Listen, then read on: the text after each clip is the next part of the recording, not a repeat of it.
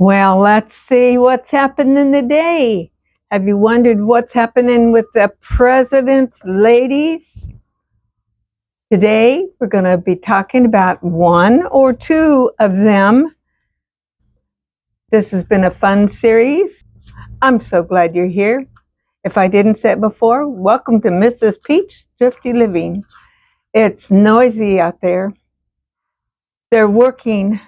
I think it's something to do with getting our sidewalks put in. I don't know what step they're on, but they've been working down the street and they're getting closer to my home. I'm going through this book. Carol Crinkle Pass, she sent this book to me whenever I was doing the President series. And you can go back and watch that whole President series. This is in my playlist. On the 28th President, I got this book. So before the 28th President, I'm going back and going through those. So I will link my presidents with this and you can find which one you want to watch and go for it. If you're interested at all, it's not like politics necessarily. It's interesting things mostly about each president. And I would say it more like that than going into the politics of it.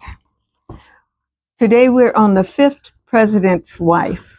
Her name is Elizabeth Northright Monroe. See what it says about her. Born in June 30th, 1768, one day after my birthday, in New York, New York. And she was Dutch and English. It was Hannah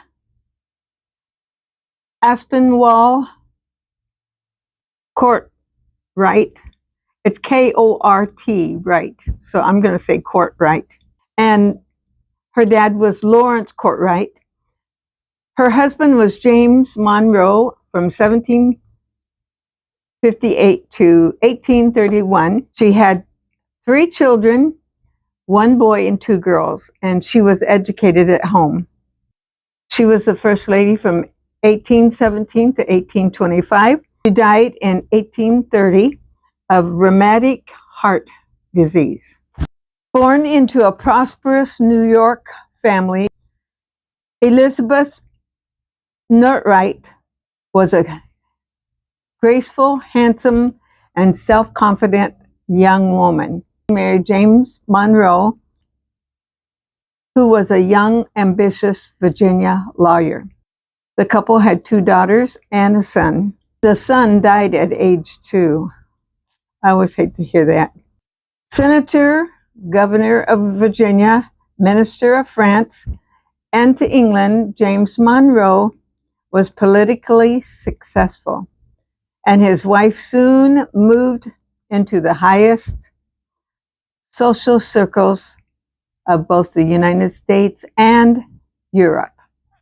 Elizabeth particularly loved France, and France loved her too. She is credited with helping to free Lafayette's wife from prison. I don't know that story. Do you guys know it? Elizabeth enjoyed the artistic and literary life of Paris and felt much at home in those continental circles.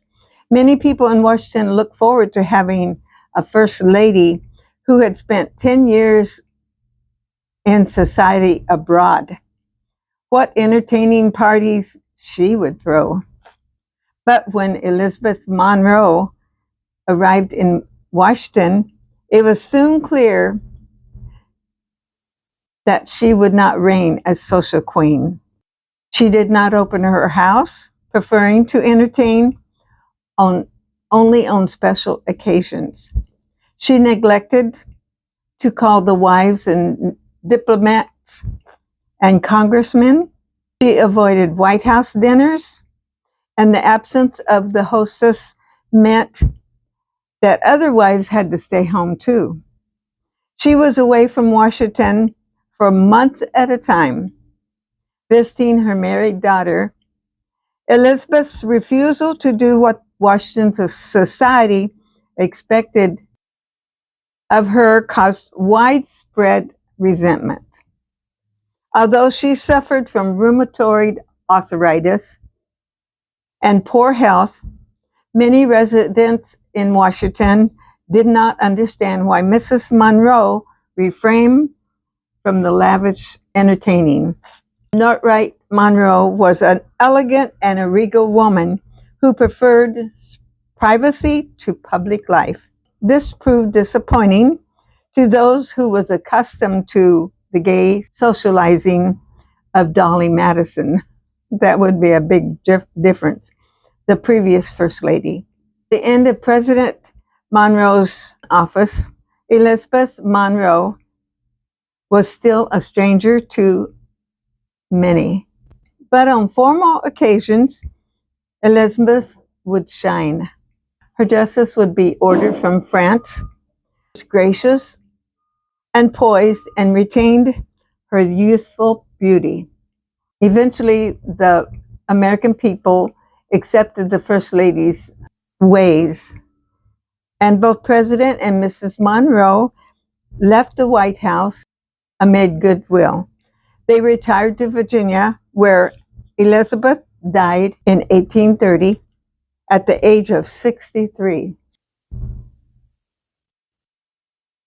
This is Louisa Catherine Johnson Adams. Adams, the sixth President of the United States. Louisa Catherine Johnson was born in London in 1775 to an English mother and an American father. She was educated in France and was thoroughly French in her manner and her dress. London, surrounded by English tutors and governess, she studied music and literature. When John Quincy Adams met her, the 19-year-old Louisa was quite a catch. She was bright, she was pretty, and educated, and wealthy. The two were married 3 years later, 1797, and settled in Berlin, where John was the United States minister. In Berlin, and Louisa began to suffer from the ailments and depression that would plague her all of her life. John was absorbed in his work, and Louisa felt lonely and neglected. Things did not improve when the couple moved to the United States. Louisa, who had never been to America, found everything very strange. She liked living in Washington when John became a senator, but she was often alone with her three sons. John was appointed U.S. minister to Russia. Louisa was stunned to learn that he planned to leave their oldest sons with his parents and take just her and their youngest son with him. Life in St. Petersburg was hard. Winters were cold, money was scarce, and Louisa's health suffered. She missed her sons and gave birth to a baby girl who lived only a year. But Louisa kept socializing, expected of a diplomat's wife. While John was in Paris on business, he instructed Louisa by letter to dispose of their property in Russia and meet him in Paris. This was an immense job. I can't even imagine that. Ending with grueling and dangerous 40-day coach trip across the war-torn Europe. John Adams became President Monroe's secretary in 1817, and the family returned to Washington. Louisa began entertaining and calling on political wives, creating an aura of popularity around her husband. She dreaded living in the White House, but she worked hard to help her husband get elected president. His term was a difficult one for the couple. And although Louisa was gracious and a dutiful first lady, she was not a happy one. And John was an unpopular president. He grew disappointed and Louisa was often depressed and ill. The couple preferred to stay quietly at home. After the presidency, John Adams spent 17 years in the House of Representatives. These were successful and happy years for him and Louisa. Together, they got involved in anti-slavery and women's rights movement. John died in the Speaker's room of the House in 1848. Louisa had a stroke in 1849 that left her partially paralyzed. She died 4 years later at the age of 77. Every one of these wives and the families are so different. And I guess that's what makes it so interesting. I hope you've enjoyed this series. We still have this president. I've got to the 28th president to catch up with this series, and then I will be completely finished with it. You're welcome to go back and watch it. And this is not all I do. In case you just happened by today, I have so many others. I have my cooking. I do cooking. You can go and watch. I'm very economical, I think you would say. I have a lot of veggie. You can always add meat into many of my recipes that I show here on this channel. And I have a glimpse of my life story. Lives on Sunday as often as I can. And I enjoyed that so much. That the lives, I sit at my piano and sing and play and sing the old gospel songs, the old hymnal songs from the book. And so there's a whole mixture of what I do here. And so if you don't like one, maybe you like the other. I have dolls that I show from time to time. I color. I'm going back to my second childhood. You know, I'm 79. It won't be long. I'll be 80 in June. Wow. Okay. I'm off today to meet my friends. First off, I'm going to meet my cousin, a retired pastor, retired missionary, him and his wife, Sterling and Modi. They've been on here a few times on my channel. Well, he has. She won't let me video her, but we have a wonderful time when we get together.